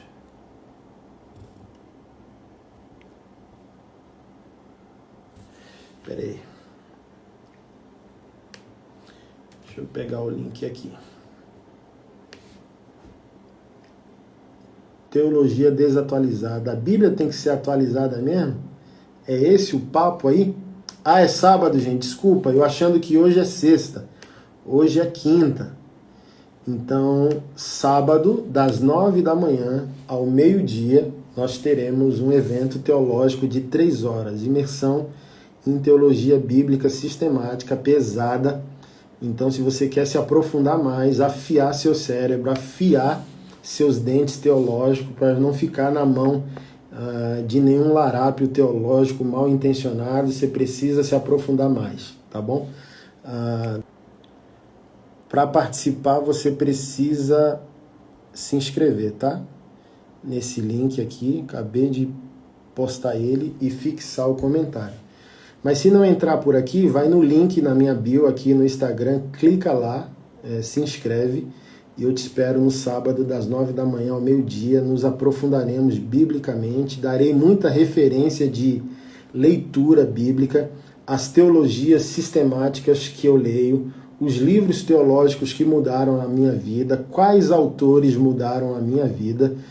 E o conselho, como eu disse, amanhã compra uma Bíblia grande, a maior que você puder, estudo, suas canetinhas marca-texto, e esse compromisso com você. A cada pastor vivo que você ouve, leia 3 pastores mortos. Então reserva parte do teu dinheiro mensal para compra de livros. Livros antigos, livros da história da nossa fé, de vultos, de homens de Deus que marcaram a história da nossa fé para se aprofundar, tá bom? Então, obrigado por estar conosco nessa noite. Precisei desabafar e fundamentar a sua vida. Desculpa o choro aí no meio da live, descontrolado. É porque, gente, o Evangelho transformou minha vida. Jesus transformou minha vida. Eu não vou aceitar que ninguém o desonre. Eu sou o cachorro vira-lata de Deus. Tenho 4 cachorros. Se você mexer comigo, meus cachorros te mordem. E eu sou um vira-lata da fé e não vou deixar ninguém mexer com a Santa Igreja do Senhor, com as Sagradas Escrituras.